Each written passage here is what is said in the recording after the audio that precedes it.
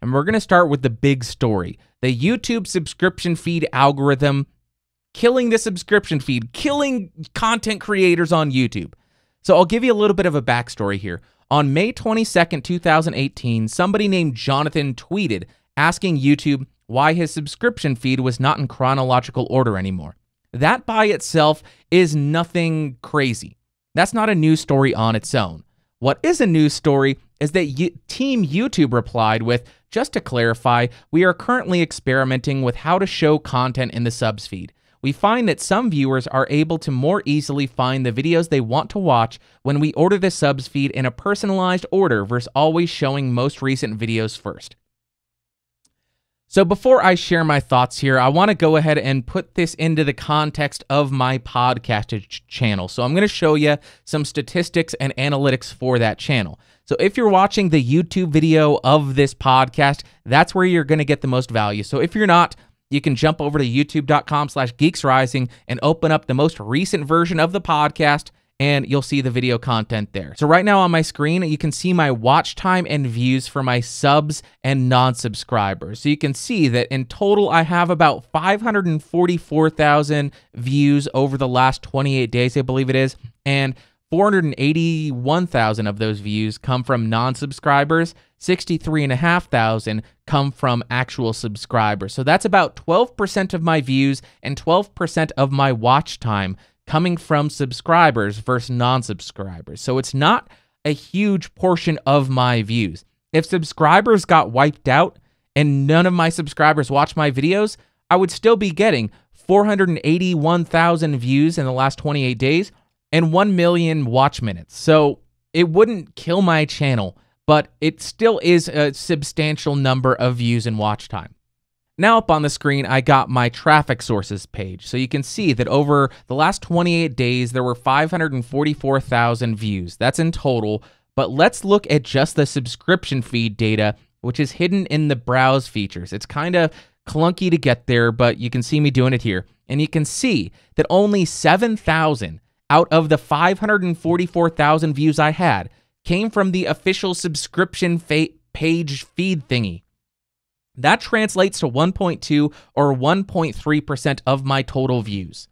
So I said just a second ago, if 12% of my views disappeared or those subscribers who watch my stuff disappeared, that would not kill my channel. I'd still be able to subscribe or survive, not subscribe.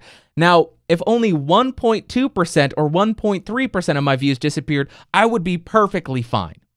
That's how many views I would lose if YouTube actually killed the subscription feed.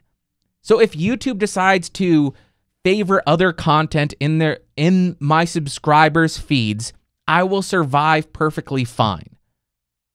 So that's the context here. Now, Linus Tech Tips released a video on this topic as well. And they launched a video and they forgot to hit the notify subscribers little box. So their subscribers were not notified or it wasn't distributed to subscribers in the subscription feed. And I think they saw 10 or 20% fewer views. So you can see that other channels do have a larger subscriber viewership that use the subscription feed. But only 10 to 20% difference is not going to kill his channel. He'll be perfectly fine. What I think this means is, well, first off, I'm not saying that subscribers don't matter. That's not what I'm saying at all. It just means that YouTube is displaying this content to people who want to see it anyways, regardless of whether or not they subscribe to you or whether or not they're viewing it on their subscription feed.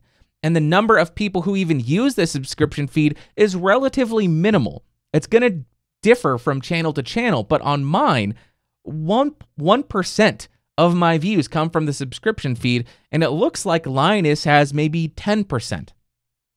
So it does change, but you know what? I don't think it will kill anybody's channel. So do I think YouTube should be doing this?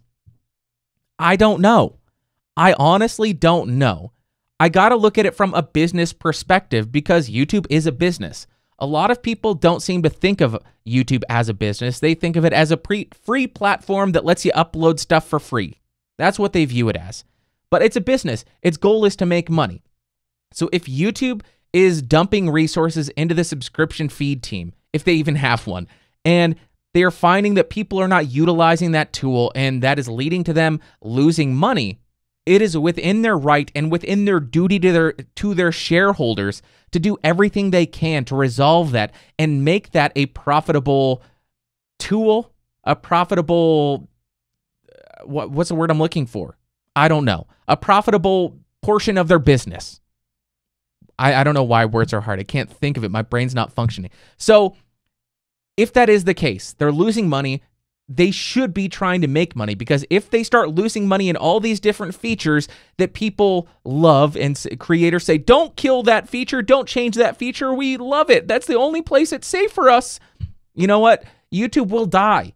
If they just keep saying we got to appease all the creators and just lose money because they want us to, that's not going to work. But I do want to hear from you guys here. If you are just a viewer of YouTube, do you actually use the subscription feed?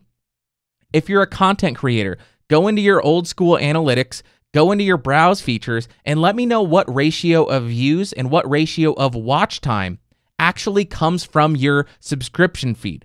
I want to see if this is a common thing, only 1 or 2% of views coming from that. I think that would be very fascinating.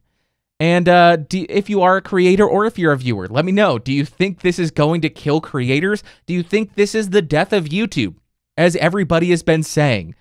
Or is that just hyperbolic? Are people being hyperbolic like they like to do? YouTube's deleting my channel. YouTube's killing my channel.